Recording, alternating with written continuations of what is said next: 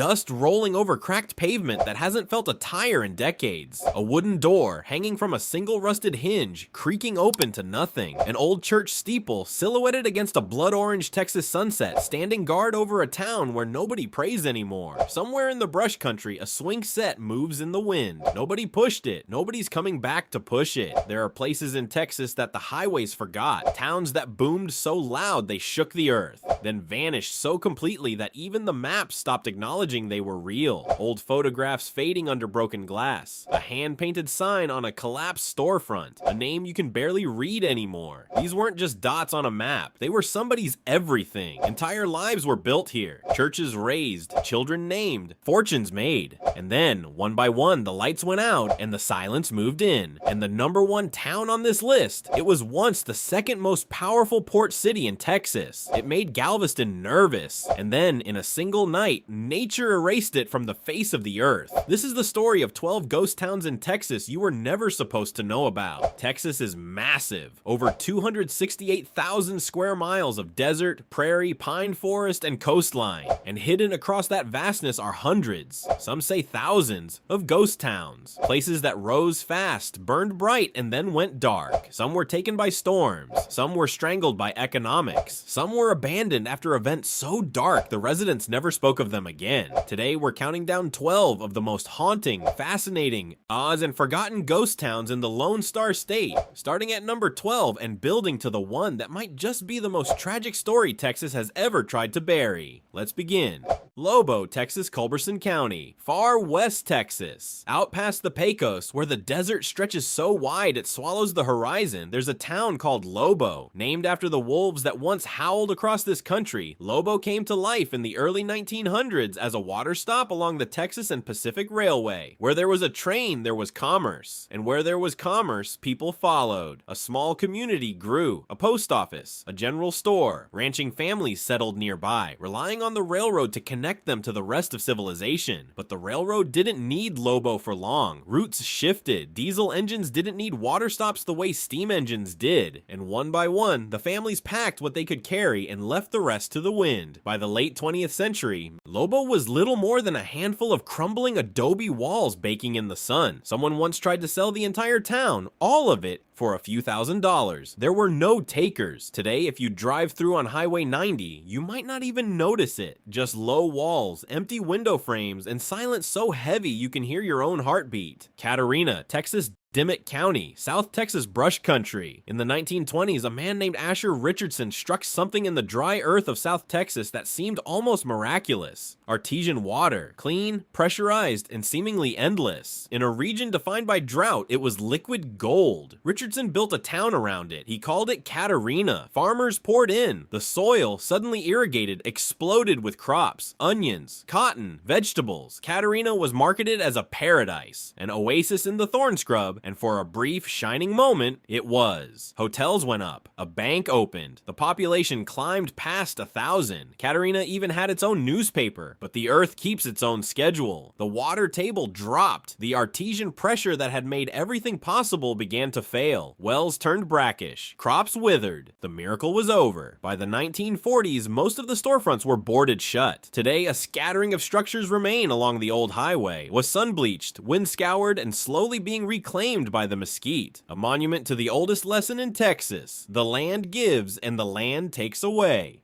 Glenrio, Texas, Deaf Smith County, the Texas-New Mexico border. There's something poetic about a town that straddles a state line, belonging to two places at once, and ultimately to neither. Glenrio was born with Route 66. When America's most famous highway carved its way from Chicago to Santa Monica, Glenrio became a natural rest stop, gas stations, motels, a diner with a neon sign that buzzed through the desert night. Truckers, tourists, families heading west toward California dreams. They all stopped in Glenrio. The town played a clever trick with that state line too. Texas banned liquor sales in the county, and New Mexico banned gambling. So the bar sat on the New Mexico side, and the gas station with the slot machine sat on the Texas side. Glenrio knew how to survive, until Interstate 40. When the new highway was built in the 1970s, it bypassed Glenrio entirely. No exit ramp, no reason to stop. The traffic that had been Glenrio's lifeblood simply vanished. Within a few years, so did everyone else. Today, Glenrio sits on the National Register of Historic Places. Its old motel signs still stand, faded and leaning, advertising rooms that nobody will ever sleep in again. The road that built it is cracked and silent. Route 66 moved on. Glenrio couldn't. Sherwood, Texas Irion County, West Central Texas. In 1889, Sherwood was named the county seat of Irion County. For a small town in West Texas, that title meant everything. It meant a courthouse. It meant lawyers, merchants, travelers with business at the county offices. It meant survival, and for nearly 50 years, Sherwood held on. It had a school, a general store, even a certain rugged charm. Ranchers from across the county came to Sherwood to file deeds, settle disputes, and trade goods. But a quiet campaign was building in a town 8 miles to the north. Mertzon wanted the county seat, and Mertzon had something Sherwood didn't. A location on the new highway, closer to the emerging routes that were connecting Texas's future. In 1936, the vote came. Mertzon won, and with that single election, Sherwood's fate was sealed. In the courthouse closed. The merchants followed the government offices north. Families drifted away. Today, the skeletal remains of the old Sherwood courthouse still stand in the brush. Stone walls open to the sky, doorways leading nowhere. It is one of the most photographed ruins in West Texas and one of the loneliest. Shafter, Texas, Presidio County, the Big Bend region, deep in the Chinati Mountains, where the terrain looks more like the surface of the moon than anything you'd associate with civilization. The town of Shafter was built on silver. The Presidio mine opened in 1883, and for decades it was one of the most productive silver mines in Texas, pulling more than $20 million worth of ore from the mountain. At its peak, Shafter was home to nearly 3,000 souls. It had a smelter, a company store, housing rows that climbed the hillside, and the constant percussion of pickaxes echoing through the canyons. But silver prices are fickle, and mountains don't give up their treasure forever. By the mid-20th century, the mine had closed for good. The workers left, the company pulled out, and Shafter was handed over to the wind and the rattlesnakes. A few resilient residents remain today, but the town is a shadow of what it was. Adobe walls melt a little more with every rain. The old cemetery on the hill grows wilder every year, and the mine shafts, now sealed and silent, keep whatever secrets the mountain still holds.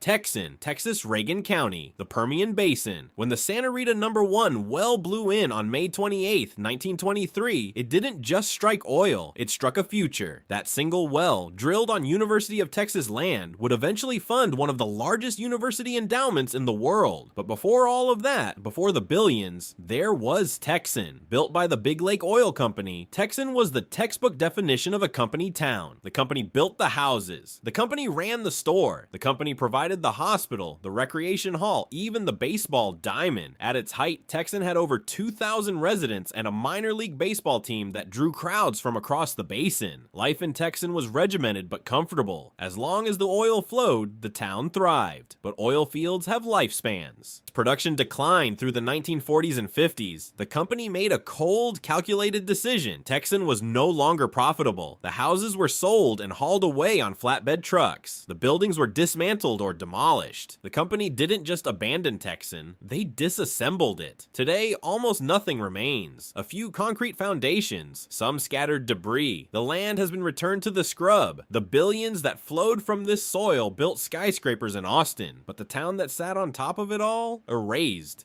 Terlingua, Texas Brewster County, the edge of Big Bend. If you've heard of Terlingua, it's probably because of the chili cook-off, that legendary rowdy annual gathering that draws thousands to the desert. But before the chili, before the tourists, Terlingua was something else entirely. It was a quicksilver town. Mercury, called quicksilver for the way it moves like liquid silver, was discovered in the hills around Terlingua in the late 1800s. The Chisos Mining Company moved in, and at its peak, Terlingua was producing a significant share of the nation's mercury supply. Over 2,000 people lived and worked here, enduring brutal desert heat and grueling conditions in the mines. Mercury mining is unforgiving work. The substance itself is toxic. The desert offered no relief, and when prices collapsed during the 1940s, the Chisos Mining Company shut its doors without ceremony. Workers were given their final pay and told to leave. Most of them did. Terlingua became a ghost town almost overnight, but here's where the story takes a turn. Unlike most ghost towns, Terlingua refused to stay dead.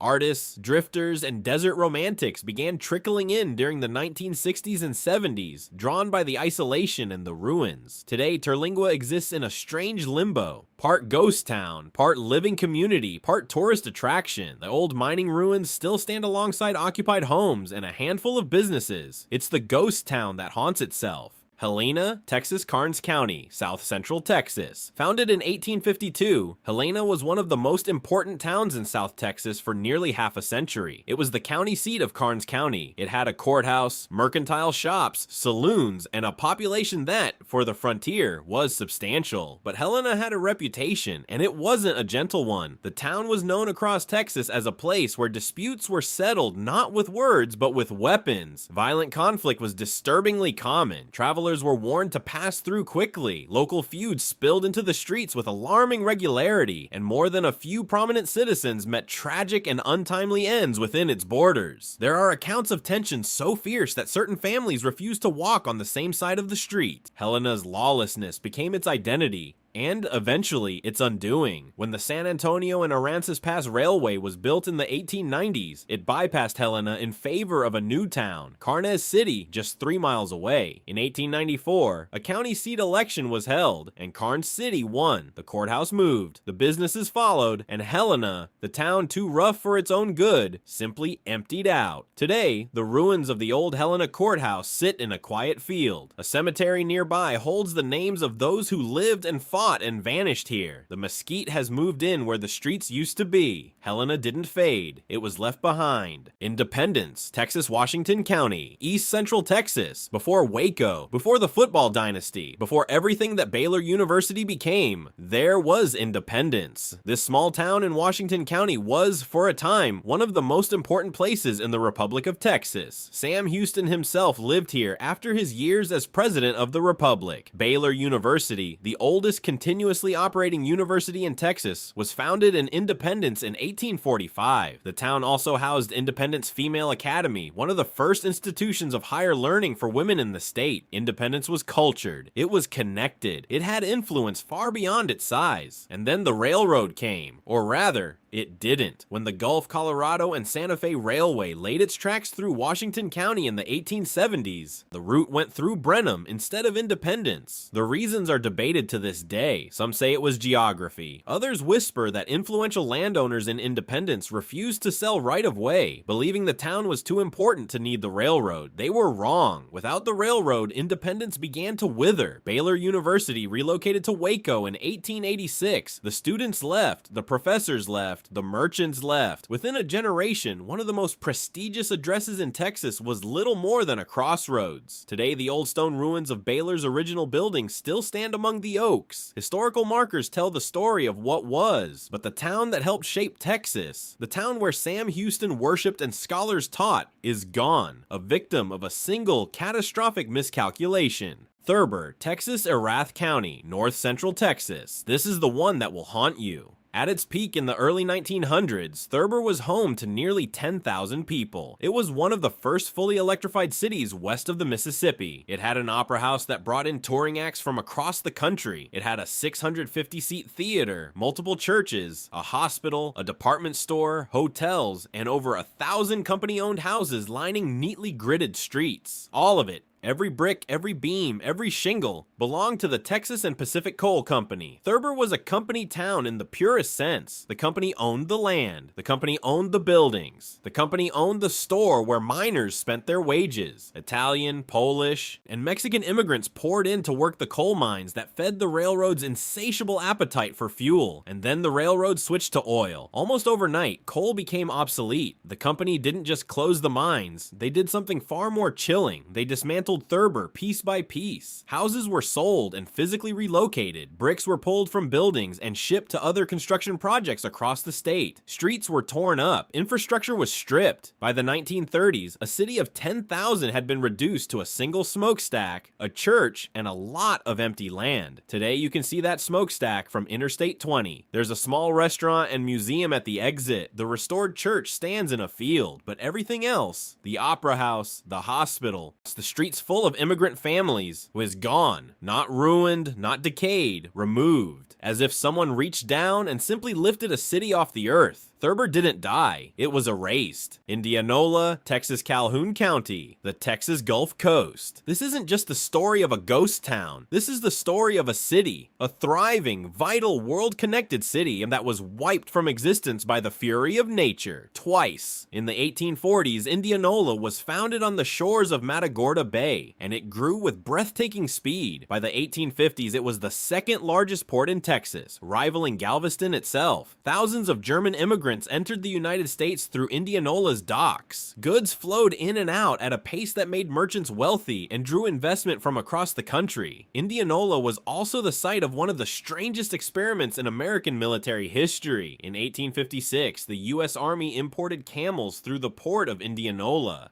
part of Jefferson Davis's plan to use the animals for transportation across the southwestern deserts. Residents watched in disbelief as the exotic creatures were led off the ships and into the Texas scrubland. The town had a courthouse, a newspaper, fine homes, warehouses, churches, and a population exceeding 5,000. It was the county seat of Calhoun County. It was a place of ambition and permanence, or so they believed. On September 16, 1875, a massive hurricane made landfall directly on Indianola.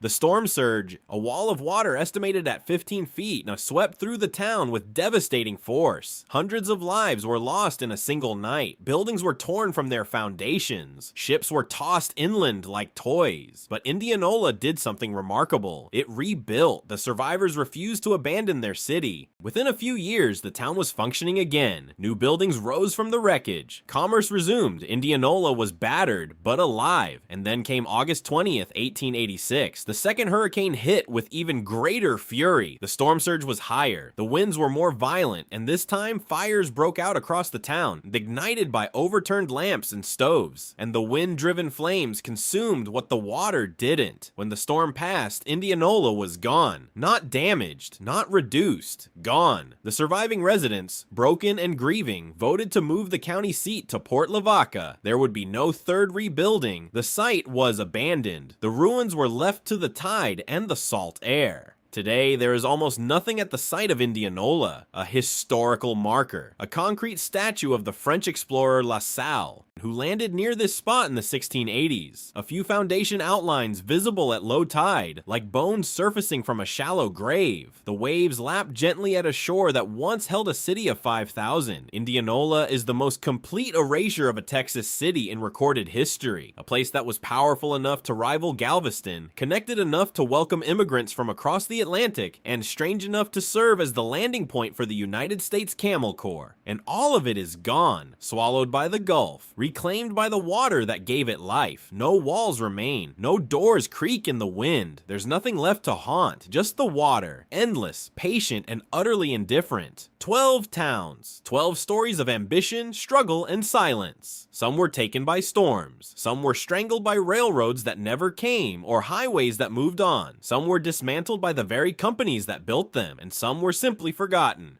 One family at a time, one boarded window at a time, until the last light went dark and nobody was left to notice. Texas likes to tell its story in terms of triumph. The oil barons, the cattle kings, the cities that rise from the plains like monuments to sheer human will. And those stories are real, but so are these. Because for every Houston, there's a Helena. For every Galveston, there's an Indianola. For every boomtown that survived, there are 100 that didn't. Places where people built lives, raised children, buried their dead, and ultimately walked away, on leaving nothing behind but stone walls and silence. These ghost towns are not failures. They are evidence. Evidence that nothing is permanent. That the line between a thriving city and an empty field is thinner than we'd like to believe. That the land was here before us, and it will be here long after the last roof collapses, and the last name fades from the last headstone in the last forgotten cemetery. Texas is full of ghosts. You just have to know where to look. If this video made you feel something, hit that subscribe button, share this with someone who loves history, mystery, or the open road. And if you've ever visited one of these ghost towns, or if you know of one we missed, drop it in the comments. We'll see you in the next one.